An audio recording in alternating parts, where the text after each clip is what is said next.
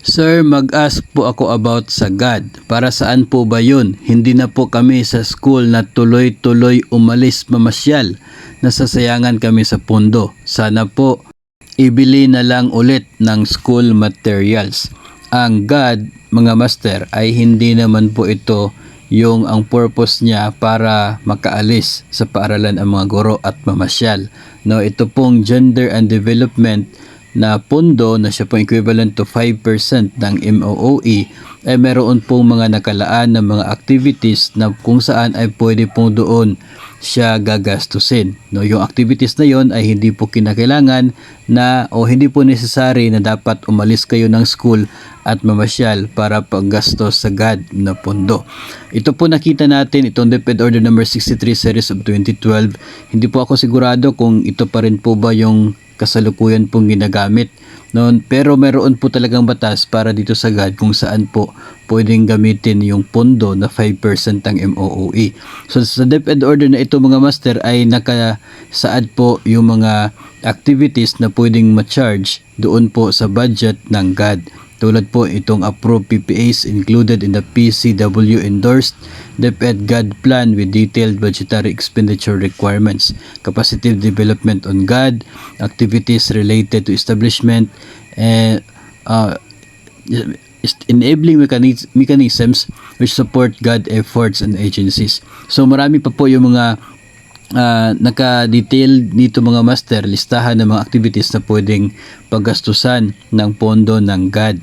No, so kaya lamang madalas po ay may mga tendencies na ginagamit itong capacity building sa GAD para magkaroon ng chance na lumabas at doon sa medyo malayo-layo magkapag-hold ng nasabing activity. Pero not necessarily na dapat talaga kayong lumabas, no, para lamang magastos itong pondo ng GAD. So depende na po yun as long as yung activity ninyo ay alinsunod sa guidelines. No, mayroon pong batas talaga para dito sa pag-disburse ng pondo ng GAD. So narito rin po yung ilan sa mga po hindi pwedeng gamitin sa GAD, no, hindi pwedeng gamitin ang GAD kapag hindi po ito included sa DepEd GAD plan at hindi po endorsed ng PCW. Okay? Tapos ito mga personal services and honoraria of GAD focal point system members.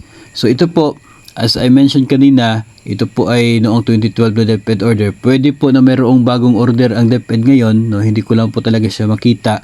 And mayroon po ako nakita kanina, I guess 2017 yun na DepEd order, pero hindi ko po nakita yung very specific na mga activities.